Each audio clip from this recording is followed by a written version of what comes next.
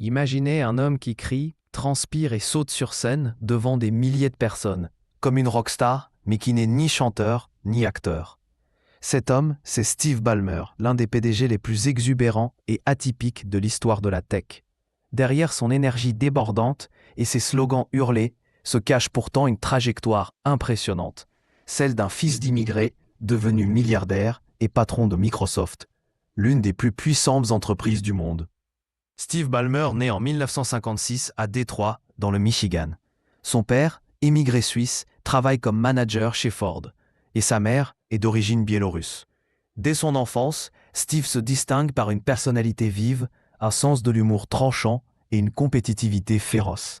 Brillant élève, il entre à l'université d'Harvard, où il partage sa chambre avec nul autre que Bill Gates. S'il n'est pas programmeur comme son ami, Ballmer brille dans les mathématiques appliquées et l'économie. Après Harvard, il commence sa carrière dans la grande consommation chez Procter & Gamble, où il apprend les rouages du marketing et du management. Puis, il s'inscrit à Stanford pour un MBA, mais son destin change brutalement en 1980, lorsque Bill Gates lui propose de rejoindre Microsoft, alors encore une petite entreprise de logiciels en pleine expansion. Steve Ballmer devient le premier manager professionnel de Microsoft, celui qui met en place une structure solide derrière le génie visionnaire de Gates. Très vite, il s'impose comme une figure incontournable, capable de motiver les équipes comme personne. Sa personnalité explosive, parfois brutale, en fait à la fois un leader redouté et admiré. Sous sa supervision, Microsoft connaît une croissance fulgurante mais devient l'entreprise dominante du marché avec Windows et Office. En 2000, lorsque Bill Gates se retire de la direction quotidienne, c'est Steve Ballmer qui prend la relève comme PDG.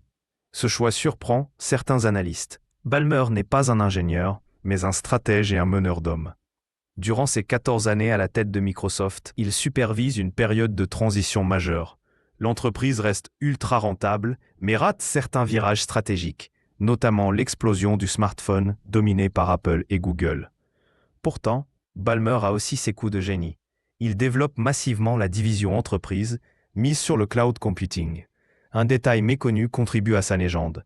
Ballmer est célèbre pour ses discours totalement hors normes. Dans l'un d'eux, il entre en courant sur scène en hurlant « Developers, developers, developers » à répétition, en sueur.